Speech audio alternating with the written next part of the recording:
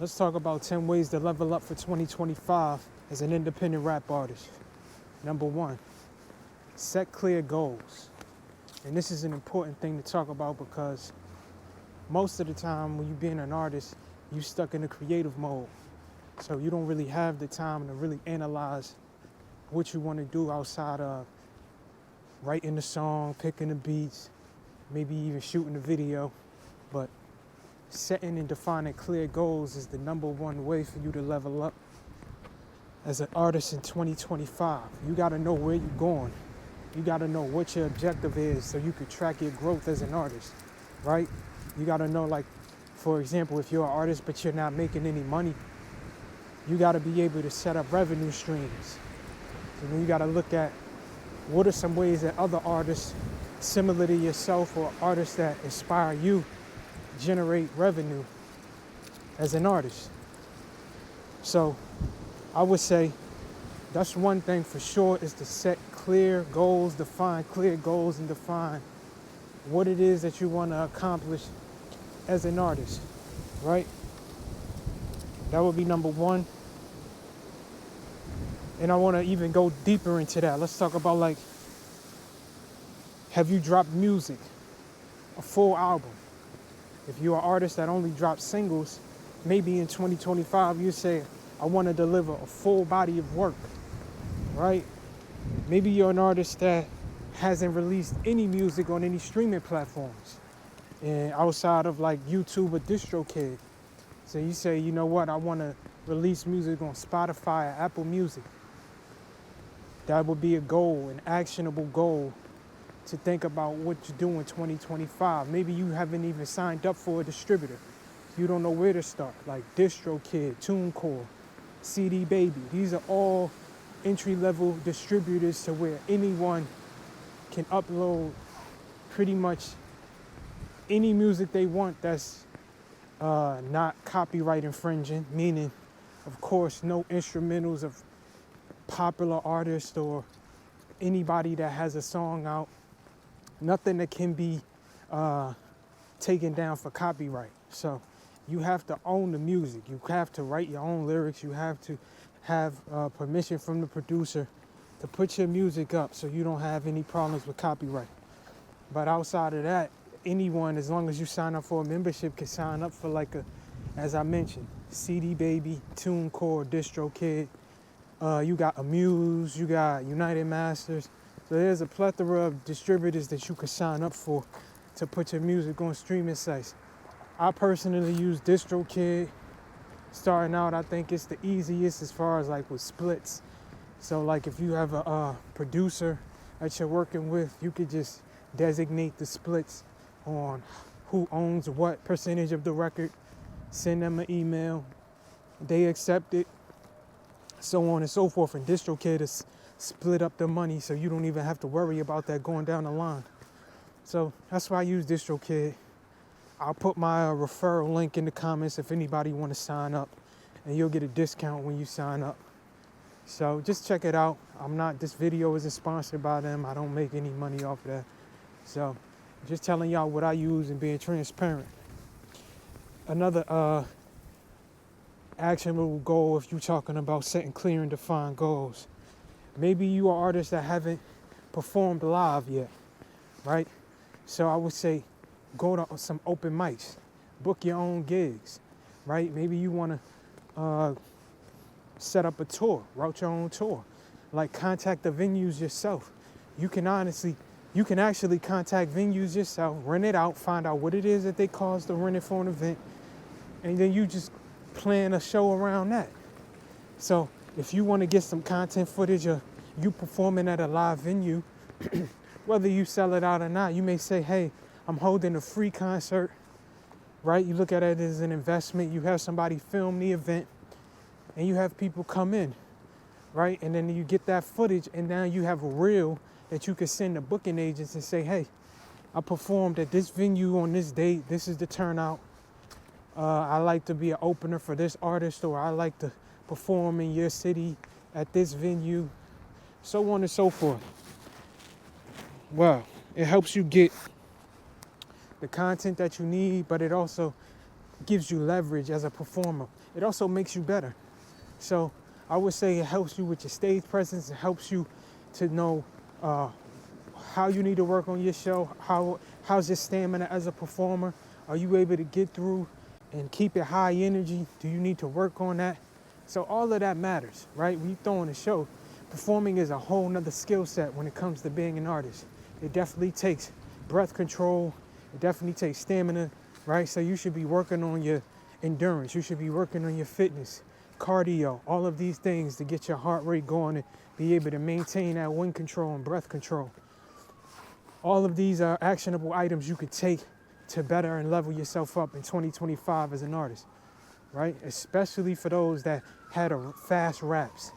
You a fast rapper, I mean, you got a bunch of words in between words and a la Eminem, Twister, artists like that, and you on stage, a Busta Rhymes, you want to be able to perform. You know, people say Busta Rhymes is one of the best performers out there. Go watch some of his live footage and some of his shows and see if you could duplicate that on stage, right? Just with the breath and the wind control. So these are some ways you could level up. The first one was set clear and defined goals. Number 2 is improve your craft daily.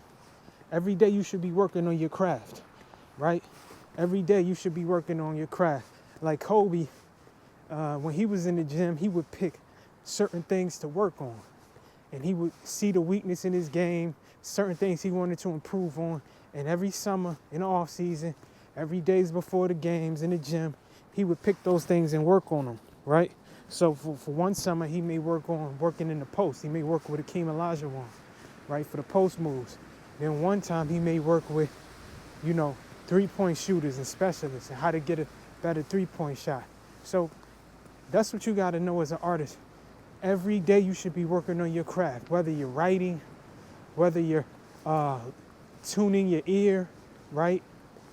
Pitch and vocal control. Yes, working on your voice and using it as an instrument. There's artists like Kendrick Lamar, like Kanye West, Drake. These artists use their voice as instruments. They don't rely simply on just monotone rap. You can hear them in a high pitch. You can hear them in low pitches. They treat their voice like an instrument. Working with a vocal coach, right? Learning your voice, learning how you best can get your message across. This is why I tell people you should have your own home setup, because a lot of the stuff that you do when you record at home is like being in the gym, right? A lot of people, if you go to the studio or you working with a group of people, you may be too self-conscious to try things, to try to tune your voice. You only go with what you know, right? So now you're not growing as an artist. You're scared to include melody. You're scared to include harmony. You're scared to try to sing or harmonize or play with your vocals and add distortion or phaser, modulation, whatever you want to do, right? But that's stifles you as an artist. That's why everyone needs their home setup so they could try these things, to know what sounds good, to know how to level up their voice. So I would advise you, every day work on your craft. Give yourself exercises, right? Try your, I was coming across a video where they were saying J. Cole was doing 7 minutes. That's why he named one of his tracks that, where it's basically, he'll try to write a rap in 7 minutes, right? And he have challenges in the studio with his artist signed to Dreamville, where everybody has to write a rap in 7 minutes no matter what it is. So you challenging yourself to not only come up with good tracks, but you coming up with tracks that are actually usable. So if you could write a verse in 7 minutes no matter what, you start to sharpen your pen, you start to sharpen your ability. And then you'll be able to make music quicker, faster.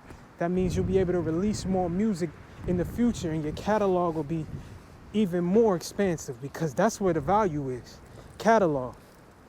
So definitely work on your craft every day. If you aren't that good with beat selection, start listening to your voice, right? This is what makes an artist. This is what I try to tell people. When you are picking your beats, the biggest thing about it is you got to know your voice. So when I was an early artist starting out, I used to just write based on what I would hear. And I would be like, you know what? I could hear certain things. I could hear how it is. and I'll say like fast rap or whatever, but pronunciation of the voice, being able to pronunciate and enunciate clearly to where the audience can hear me. If you have a lisp, if you may have a deep undertone or high pitched voice, not every style is gonna fit. So you have to write the rap based on the ability to perform it, right? So you may be able to rap in double time, which is basically a sped up tempo, right? If it's 70 BPM, you're at rapping at a BPM of 140, so that's a double time, fast paced rap, right? You have to have a clear voice in order to articulate your words and make sure everyone can hear you. And if you don't, then that could make your performance suffer. Now, if you have a deep bass voice, you may want to rap in a slower tone because it's more impactful. So you want people to hear exactly what you're saying, but not only hear it, you want them to feel what you're saying. And these are things that you need to learn, your voice. You have to work on yourself as an artist. You have to, as they say, go to the game tape, study yourself. So that's number 2. Let's say number 3. What are we talking about? Build your brand. Build your brand, right? Your brand is everything. Your brand is you not having to speak, but it's everything that's what you show. So, right, your imagery, your videos, right, your merchandise, all of these things is your brand, right? And when you talk about brand building, this is what's going to separate you and set you apart from everybody else. Your brand should be able to be recognizable. Like when you think about the Nike swoosh and you think about it stylized. You have Nike with the impact font, Nike, all capital, right? Then you have the swoosh, right? That's the icon, right? And then sometimes you'll see the font with the icon. But if you just see the icon alone, you know that's Nike. If you see the font, you know that's Nike. You see them together, you know that's Nike, right? So think about that and think about Nike commercials. Think about how they separate themselves from other brands, Adidas, Reebok, Puma, all of these things, that's branding, right? What does it mean when you think about Nike? You not only think about people like a LeBron, like a Michael Jordan, so on and so forth, Deion Sanders, right? You also think about teams maybe, right? Because they sponsor teams. You also think about the iconic Nike commercials, right? You also think about greatness. You think about the top when it comes to sports and athletics. So Nike has a bunch of things that come to mind when you think about it. And that's because of the brand building that they've done. They have built a brand to where they don't even have to speak. If you see the swoosh on a billboard, you see Nike on a billboard, it represents so much. There's value there. So that's what it is to build a brand. What is your brand as an artist? What do you say? Do you have a tagline? Like my tagline is truth over perception.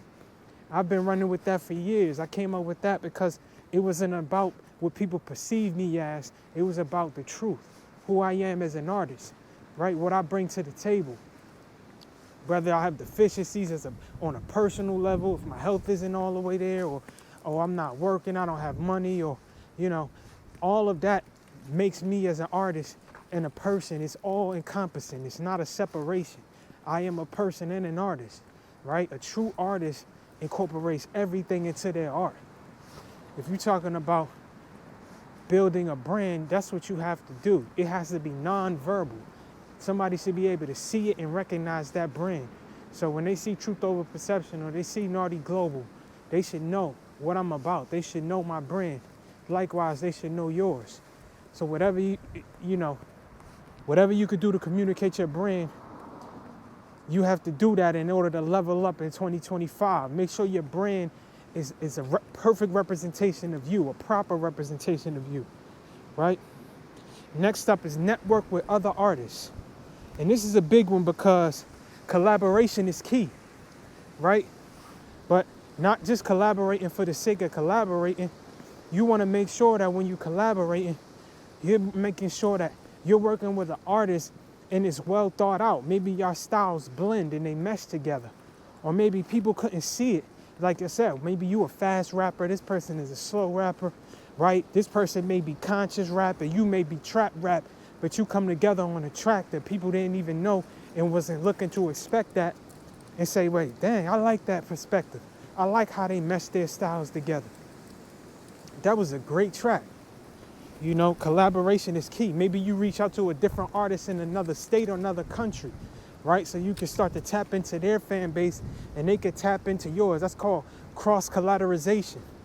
When you get some equity in their fan base, they get some equity in your fan base, and now you get to grow as an artist. You start to become known in another region. This is especially good if you plan to book tours in certain areas and you want to maybe perform at different venues, and you say, hey, you know what, I want to perform in Nigeria at some point. So let me reach out to an Afrobeat artist and let me start laying that groundwork so we could do a track. So now I get some of that Nigeria fan base and get some of that region. Right now I'm starting to pop up in the algorithm in Nigeria. Right? Likewise, you may say, I want to go to Brazil. I want to go to Rio. So let me start looking at some Brazilian artists that may do funk, right? Or South Africa with Amapiano. I want to start working with those artists, right? So DJ Waffles or maybe a person like that. That's a grand scale, but you get the gist of it. I'm basically saying start reaching out to different artists that are likewise like you. And I would say when you're reaching out, reach out and network across the table. Don't try to network upward.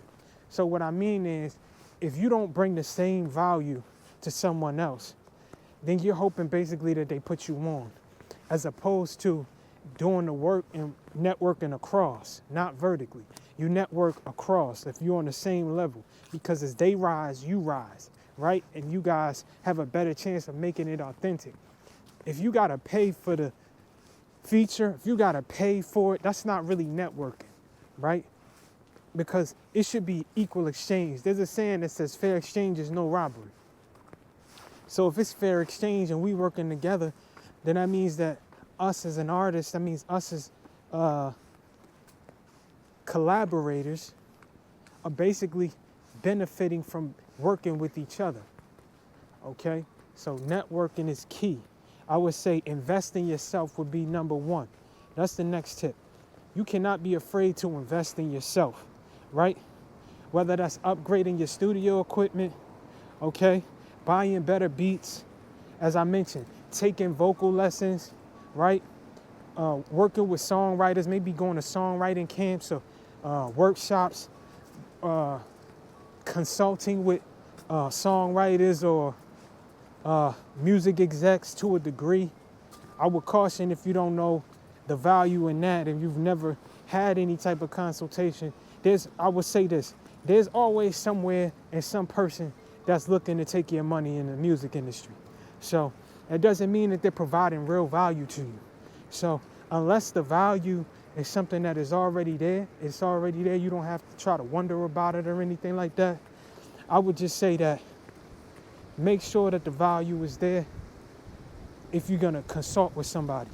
But the other things like that are more, easier to notice, I would say that's something that you should be able to pick up. Buy your studio equipment, upgrade that software. Maybe you need new plugins, right, to get some inspiration for your mixes. Maybe you need, new gear, a new interface, right, new microphone.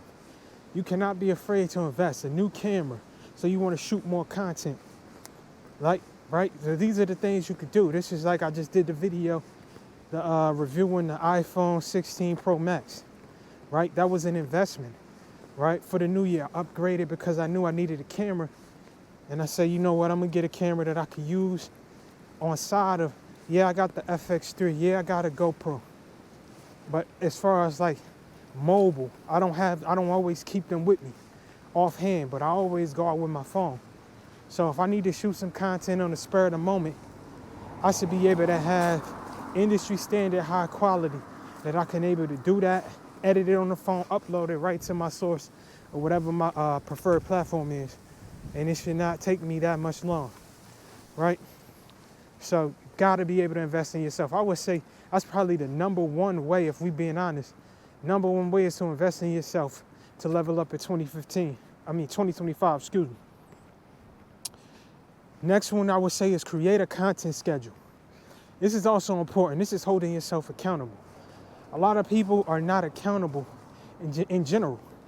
Not just when it comes to being an artist, but just in general, a lot of people are not accountable, right? They don't have discipline. They don't work on a schedule outside of maybe going to work, going to school, right? They have structure. But when it comes to their personal goals, it comes to leveling up themselves, setting them the benchmarkers for themselves, they are not disciplined. If you say you want something, you got to be able to be disciplined and work at it until you achieve it, right? You need a content schedule. You got to treat this like a job. Most people say they want to do this as a living. If you want to be an artist as a living, especially start making money, then you got to treat this like a job or your career. And how do you grow? Going to school, going to work. If you don't turn in that homework, you don't turn in that exam on the date that it's due, what happens? You flunk, you fail. So you don't reach your destination. You don't reach your goal. Likewise, I would say it's the same thing when you're dealing with content creation, you're dealing with leveling up as an artist. You want to be able to have a content schedule. I'll give you an example. Sunday may be you do lives. Every Sunday, you go live, right? Throughout the week, you come up with the questions or topics. You post them on your, whatever your platform is, whether that be a TikTok, Instagram, YouTube, or all three. And you get questions from your supporters and your subscribers. So then you go live and you answer those questions, right? Okay. So Monday may be you drop a vlog every Monday, right? Tuesday may be pictures, update your pictures. So you're taking pictures throughout whatever you did throughout that week, update your images. Wednesday may be inside the studio, recording in the studio, vlog, you take it inside the studio. Thursday may be Throwback Thursday some way. Go back and react to a video that you did in the past, right? Friday may be Freestyle Friday. Right? Drop a new freestyle to a popular instrumental or whatever's trending, so on and so forth. You have a content schedule that people will start to understand and begin to follow. Oh, this is what they drop every week. So I'm starting to get in tune. You got to think of yourself like a channel, right? When you think about television programming, what happens? When they talk about programming, you know this show comes on every day this week or once a week at this time, right? That's how programming is. You start to program people to understand when are you releasing content, what's going on, and so on and so forth. So those are the things I would recommend. Having structure, right? Programming your audience to know when to expect, what to expect from you at what time. Those are the things that's going to help you grow in 2025 as an artist, right? I would say, what's the next one? Okay. Study the business side of things, okay? So, how you doing? As an artist, a lot of people are creative based, but they aren't really business minded. They don't really have the understanding of how to run a business, what it takes to run a business, how to make a business grow and scale that business. So my thing would be study the structure of business, any business, because there are synchronicities across all forms of business that are true, right? Acquiring customers, marketing, all of these are the same across businesses. There may be some nuances that you may know, but understanding the structure of business and getting an understanding of business acumen is a value to you as an artist. Start to look at business things, start to study business and understand how it functions so you can have a profitable business one day. You can understand the principles of business, right? And it could go as far as enrolling in a community college course or going online on YouTube and starting a business 101 course, going through the playlist and understanding the principles of business, buying books, Amazon, Barnes and Nobles, whatever that may be. Seek out mentorship when it comes to business. Join your local chamber of commerce.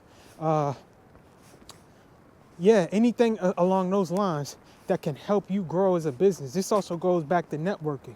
And this is like multi-pronged. You could network and understand the principles of business to where you can get a mentor that can help you, right? Because me personally, as an artist, as an independent artist, I know how important business is, and I'm also attracted to other things in business.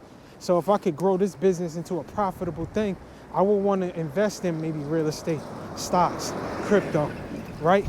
Different more other businesses, different forms of investments to scale my whole portfolio, right? But I'm using music as something that I love in my art as the main thing. You gotta let the main thing be the main thing. Develop that, and then you could open so many different doors as long as you're using your gifts. I believe that if you use your gift properly, many doors are open. But if you try to go to and fro, like maybe you one day you looking into stocks, then maybe one day you looking into real estate, then maybe one day you looking into and the only motivation is money, you'll never get there because you don't love it. You got to do what you love first. Let that open the doors to everything else, right? Because how people are introduced to you, that's your most authentic self. When you do something that you love, people are introduced to you in your most authentic way, right? So like, how many stockbrokers may be listening to your music? How many real estate investors may be listening to your music? And then they're willing to help you because that's how they were introduced to you. And you put that out to your fan base, hey, anybody that follows me knows about this, message me. Now, you have a genuine connection with someone that wants to see you thrive because you gave them something first. You gave them your music. You introduced them to yourselves. They're a fan, right? That's how you grow. So always start with doing something you love. Don't worry about the money and try to get a quick flip. Like when it comes to being this independent artist, an independent rapper, I can speak to y'all about, it's not about the quick flip. I know a lot of people treat this like a hustle. I know people seen this in the past. You take some money, you can launder it through rap, you try to get in, and a lot of people come in. That's why the talent pool is so crowded and trash now, because you just got people that's just trying to get in for the wrong reasons, for clout, for whatever it may be, right? But I would tell you, the biggest thing is do it because you love it. That's why you'll be able to do it every day, and that's how you'll be able to work on your craft every day, like I mentioned before. That's how you'll grow. That's how you'll be able to build a presence in the space and carve out a lane for yourself. More people will be attracted to you. That comes with networking with other artists, networking with your fans, and that opens up a door with a lot of different things. Next step, I would say, speaking of fans, is to engage with your fans. A lot of people get comments and then they overlook them, right? Your fans are your biggest supporters. You'll see people get comments and don't comment and thank you. Hey, oh, I love your music. All you do is like it or don't even like it, don't even say a thank you and wonder why nobody is supporting you. It doesn't matter who, I think most artists have an idea in their head of who they want to support them. They want the people that's already clouded up to say, oh, I like your stuff, I like your music. Every fan matters, bro. It don't matter what they look like, where they're from, right? Whatever, if they could be in the furthest place in the country somewhere living in a hut. You never know what that like could do for the algorithm. They could like it, they share it. That comes to someone else, they share it, they like it.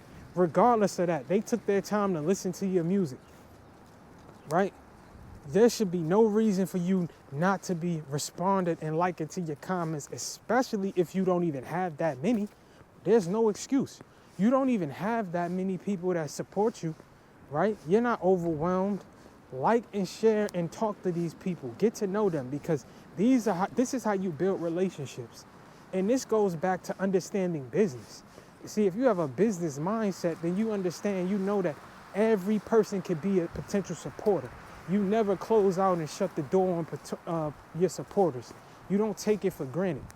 So this is why you should definitely be liking and commenting speaking with the people, engaging with anyone that takes the time out of their day to listen, show support to you as an artist. This is how you level up. You're building good habits here, right? The next step would be to track your progress, right? Look at your analytics through YouTube. Look at your analytics through Spotify. Look at your analytics, Instagram. Every one of these platforms provides you with analytics on a daily, weekly, monthly basis, right? Look at your analytics and see what area, what regions, what demographic, right? Who's responding to your content the most? Target those demographics, retarget them with ads, right? Once you understand who's paying attention to your content organically, right, the most, that's who you target when you start running ads, right? Look at the topics and see what they care about. Start making your videos reflect those topics and see, do you get a rise or do you decrease in followers? How does this affect your progress going forward? This is all things to take into account. And this ties into running a business and understanding business. Business is all about acquiring customers, right? So essentially building revenue, getting revenue, having someone spend $1. First, you got to have a product in order for them to even spend money with you. So leveling up would be to release a product, right? That's how you grow your revenue. Have something that they could spend their money on, right? Secondly, understanding how to acquire customers and how much it costs to acquire a customer. This is going to help you grow because most times people don't even know what it is, what is the cost to acquire a new customer, and you'll find that out through running ads. You'll find that out through when somebody does spend, or maybe you get your first customer and you see how much money did it cost me to run this marketing campaign, and then we start to divide that by the number of clicks I got on the link and then the number of people that actually purchased. Then you'll start to find out, this is maybe the ad isn't great. I may need to affect the ad, or maybe I need to try a different form of marketing. Maybe I'm doing video marketing. Let's try print, right?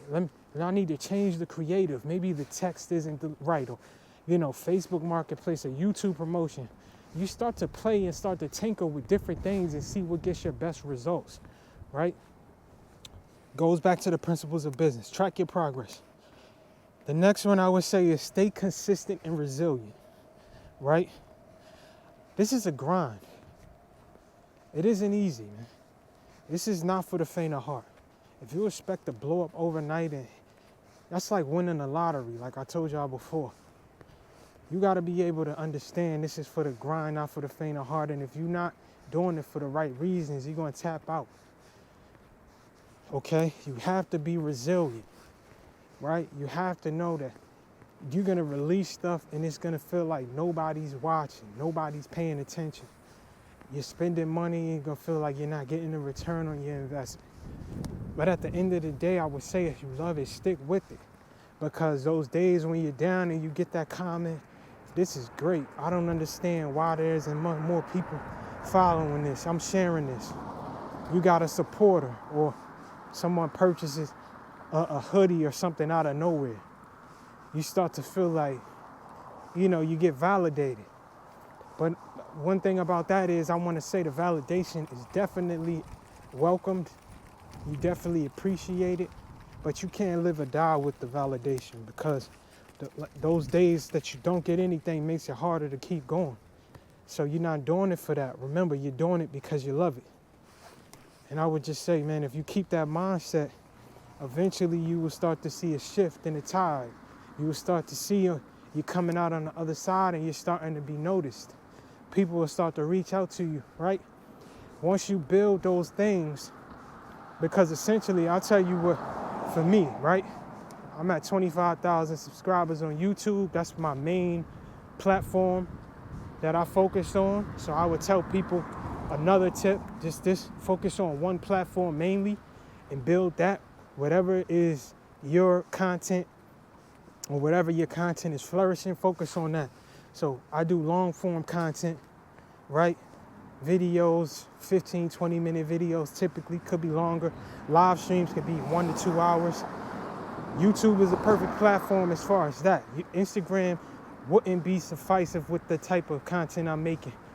I'll do reels, I'll do shorts and break them down, but I prefer to do longer form content, right? I'm an artist, I'm doing music videos, I'm a market on YouTube. So once I get a certain number of people that's following me and supporting me on YouTube, yeah, then I'll be able to understand like, okay, this is what's next. I need to be able to release a product now because I've carved out a niche, engage with the community that's engaging with me, right? Then I'll be able to see revenue growth. I'll be able to release and get engagement to where people want to support me. And then I'll be able to keep moving. That's the biggest thing, man. But yeah, I appreciate y'all rocking with me. Until next time, peace.